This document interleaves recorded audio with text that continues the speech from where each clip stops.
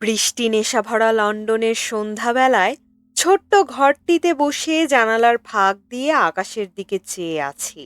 যতদূর চোখ যায় শুধু দেখছি লন্ডনের বাড়িগুলোর চিমনি থেকে ধোঁয়া বেরোচ্ছে। ধোঁয়ায় আর মেঘে ঢাকা লন্ডন পাথরের মতো বুকের ওপর চেপে বসেছে। মনে মনে ফিরে গেলাম ৮,০০০ মাইল দূরে, রাজশাহীর যে বাসাটায় আমার পরিজনেরা বাস করছে সেখানে। ওখানে হয়তো রোচে ঘন কালো মেঘ করেছে, বাংলাদেশের আষাঢ়ের মেঘ যেমন গম্ভীর তেমনি কালো। হয়তো নেমেছে ঘন বর্ষা, অবিরল ধারাবর্ষণের মধুর রোল গানের অনুরণনের মতো কেঁপে কেঁপে তাদের হয়তো নিদ্রা কাতর করে দিয়েছে। মা, মাতৃভাষা আর মাতৃভূমির মতো আর কিছু কি এমন মিষ্টি আছে? সেজন্যই বাংলাদেশের কথা বলতে গিয়ে বাংলার কবি লিখেছেন, এমন দেশটি কোথাও খুঁজে পাবে না কো তুমি, সকল দেশের রানী সেজে আমার জন্মভূমি। গ্রীষ্ম, বর্ষা, শরৎ, হেমন্ত, শীত ও বসন্ত, এ ৬ ঋতুর লীলা আমাদের দেশে। কিন্তু এখানে শীত, গ্রীষ্ম ও বর্ষা ছাড়া শরৎ, হেমন্ত ও বসন্ত কখন আসে কখন যায় তা চোখেই পড়ে না। ইংল্যান্ডের বসন্তকাল কিন্তু ভিন্ন ধরনের। মার্চ মাস শেষ হতে না হতেই তরুলতায় পাতার মুকুল দেখতে পেলাম। আজ এ গাছে চাইতেই দেখি যেখানে যতটুকু পাতা বেরোনো সম্ভব তাতেই অঙ্কুর গজিয়ে উঠেছে। কাল যদি খেয়াল করি তো দেখি আরও বেড়ে গেছে। সন্ধ্যায় এরকম দেখি তো সকালে অন্যরকম, আরও সুন্দর, আরও ভালো। প্রকৃতির যেদিকে চাই সেদিকেই দেখি যেন সুন্দরের আগুন লেগে আছে। ছোট ছোট গাছে পাতা নেই, শুধু ফল। অনাবিল সৌন্দর্যের এই খেলা দেখবার জন্য এখানকার পার্কগুলো। ডালপালার হাত পা মেলে দেওয়া আমাদের মাথা সমান উঁচু ফলের গাছ সারি সারি সাজানো। কতকগুলোতে শুধু সাদা ফুল, কতকগুলোতে লাল, নীল, হলদে, বেগুনি। ভারী ভালো লাগে তার নিচে গিয়ে দাঁড়াতে। রিজেন্ট পার্ক আমার বাসা থেকে মিনিট ৩ পথ। প্রকৃতির সৌন্দর্যের দিক দিয়ে এটি লন্ডনের সেরা পার্ক। এ পার্কের গোলাপ বাগানের খ্যাতি বিশ্বজোড়া। বাগানটি রানী মেরির নামের সঙ্গে জড়ানো। জুন জুলাই এ ২ মাস গোলাপ ফুলের। মেরির গোলাপ বাগানের গোলাপেরা কেউ ফুটেছে, কেউ বা ফুটে রৌদ্র স্নানরত নরনারীর চোখ জুড়াচ্ছে, মন ভোলাচ্ছে। নানা রঙের এত গোলাপ একসঙ্গে পাশাপাশি ফুটতে দেখলে নিতান্ত বেরসিকের প্রাণও রসোচ্ছল হয়ে উঠবে, তাতে বিচিত্র কি? রোদে ভরা ছুটির দিনগুলোতে রিজেন্ট পার্ক ও কিউ গার্ডেনে এখানকার মালিদের হাতে গড়া গোলাপ বাগের জান্নাতি পরিবেশ দেখে মন জুড়িয়ে যাচ্ছে। অপরিমেয় ফুলের রঙে চোখে লাগছে নেশা, আর ফুলেরই মনোরম স্নিগ্ধ গন্ধে বাতাস হয়েছে মোহকর। বসন্ত ও গ্রীষ্মের এক এক মাসে এক এক রকম ফুল এখানকার বৈশিষ্ট্য। আবার একই ফুলের কত যে বৈচিত্র্য তা বলে শেষ করা যায় না। এপ্রিল মাসে দেখলাম লাইলাক ফুলে রিজেন্ট পার্ক ছেয়ে গেছে, বেগুনি আর আসমানি রঙের লাইলাক। ইংল্যান্ডের এত ফুলের মধ্যে শুধু লাইলাকেই গন্ধ পেলাম। মে মাস ছিল টিউলিপ, উইলো আর ডেইজির। টিউলিপ আমাদের দেশের ধুতুরা ফুলের মতো, কেবল ফুলটুকু ছাড়া আর কিছুর সঙ্গে ওর সাদৃশ্য আঁকা যাবে না। পাতার সঙ্গে নয়, পাপড়ি বা দল কিছুরই সঙ্গে নয়। বাইরে কিছুটা সাদৃশ্য আছে এতটুকু বলা যায়।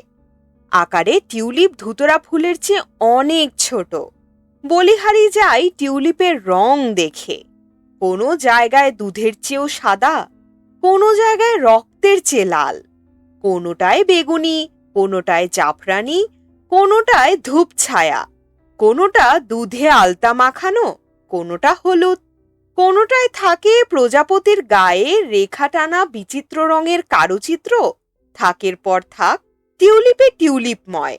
ইংরেজ জাত ফুলের যে কি ভক্ত এবং ফুলের রঙে যে এদের কি আনন্দ, এ থেকে এ কথাই বারবার মনে পড়ে। মাটিতে যে এদিকে চাইছি দেখছি ঘাসেও ফুল, সবার পিছে, সবার নিচে, সব হারাদের মাঝে ঘাস এখানে ছোট হয়ে নেই। সবার আনন্দের ভাগ সেও যাতে ভোগ করতে পারে, তার জন্য তারও বুক ফুলে ভরে রয়েছে। এই ঘাস ফুলের অনুপরমাণুগুলোর নাম ডেইজি, আর মেয়েদের কান ফুলের মতো যেগুলো, সেগুলো ক্রোকাস। মিষ্টতায় ভরা ফুলগুলো। এপ্রিল, মে ও জুন এই 3 মাসে ইংল্যান্ডের সৌন্দর্য চোখ ভরে দেখেছি। এপ্রিলে এর সূচনা আর সেপ্টেম্বরে পরিণতি। জুন, জুলাই, আগস্ট এখানকার গরমকাল। কিন্তু মে মাস থেকে ইংল্যান্ডের প্রকৃতিতে কি শুরু হলো? আমাদের সবুজ এদেশের সবুজের কাছে ফিকে হয়ে যায়।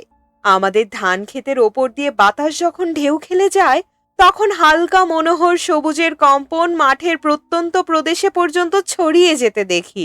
তাতে মন ভরে, চোখ জুড়ায়। এদের ধান ক্ষেত নেই, কেননা ভাত এদের খাবার নয়। পার্কে সবুজ আর নীল দৃশ্য দেখে লোভ হলো এদের গ্রাম আর মাঠের শোভা দেখতে। কোচে চড়ে সেদিন ক্যামব্রিজ বেরিয়ে এলাম। আমাদের দেশের গ্রাম ছাড়া ওই রাঙা মাটির পথ আমাদের মন ভুলায়। কিন্তু এদেশের মাঠের মাঝখান দিয়ে পিচঢালা পথের বুকের ওপর দিয়ে বাদশাহী কোচগাড়ি যখন ছুটে চলে, তখন দুপাশের গাছপালার সবুজ ফুলের অনন্ত বৈচিত্র্য আর লতাপাতার ঘন নীলিমা চোখের ওপর মধুমায়া অঞ্জন লাগিয়ে দিয়ে যায়। দিগন্ত বিস্তৃত মাঠ, খাড়া উঁচু, সোজা নিচু বা একটানা সমতল নয়। তাতে কোথাও বাজরার ক্ষেত, কোথাও সরিষা ফুলের মতো সারা মাঠ ছড়ানো ফিকে আর গাঢ় হলুদের বিছানা পাতা। তার পাশে গোচারণ ভূমি, তার নিচে বহু বিচিত্র শস্য ক্ষেত। অপরূপ শ্যামলে, সবুজে, বেগুনে, হলুদে, নীলে, লালে আর বিচিত্র আভায় প্রভায় গায়ে গায়ে লেগে থেকে সৌন্দর্যের সে কি প্লাবন বইয়ে দিচ্ছে। প্রকৃতির এত রূপ, এত নিটল স্বাস্থ্য, মে জুনের ইংল্যান্ড না দেখলে কখনো কি তা বিশ্বাস করা যায়? সে যা হোক, সূর্যের স্নিগ্ধ রোদে কদিন থেকে সারা ইংল্যান্ড বিধৌত হচ্ছে। এ মাসটা ধরেই দেখছি প্রতি শনি রবিবারে সকাল থেকে সন্ধ্যা পর্যন্ত বাড়ির কর্তা গিন্নি থেকে আরম্ভ করে ছোট কচি বাচ্চারা পর্যন্ত পার্কে এসে রোদ পোহাচ্ছে। রোদ স্বাস্থ্যের জন্য অতি প্রয়োজনীয়।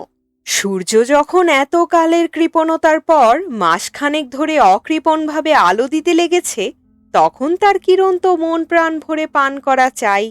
প্রকৃতিতে যখন এমন সৌন্দর্যের সমারোহ, বিচিত্র রঙে যখন সারা ইংল্যান্ড রাঙা হয়ে উঠল, সবুজে নীলে মিতালি পাতানো যখন স্বদেশীদের তো বটেই, আমাদের মতো বিদেশিদের মনেও এদেশকে ভালোবাসার নেশা জাগালো।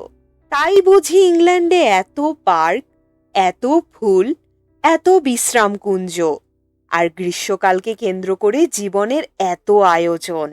ইংল্যান্ডের গ্রীষ্মকালের খ্যাতি দুনিয়া জোড়া। শীতের মতো শুষ্ক বলে নয়, স্নিগ্ধ রোদে ভরা মধুর বলে। শুনছিলেন একাধারে ভাষাবিদ, শিক্ষাবিদ ও সাহিত্যিক মোহাম্মদ আব্দুল হাই রচিত বিলাতে ৭৫০ দিন গ্রন্থের অংশবিশেষ বিলাতের প্রকৃতি। পাঠে ছিলাম আমি তাফান্নুম তানজিম শিফা। ভ্রমণ কাহিনী ও এর পাঠ সম্পর্কিত যে কোনো মতামত এবং পছন্দের কোনো গল্প, কবিতা, উপন্যাস, নাটক আমার কণ্ঠে শুনতে আগ্রহী হলে কমেন্ট করে জানান। কাহিনী ভালো লাগলে বন্ধুদের সাথে শেয়ার করুন, কারণ ভিউ, লাইক, সাবস্ক্রাইব প্রতিনিয়ত আমাদের কন্টেন্ট তৈরিতে অনুপ্রেরণা যোগায়। আমাদের আজকের আয়োজন এখানেই শেষ। সবাই সুস্থ থাকুন, শুনতে থাকুন গল্পজ।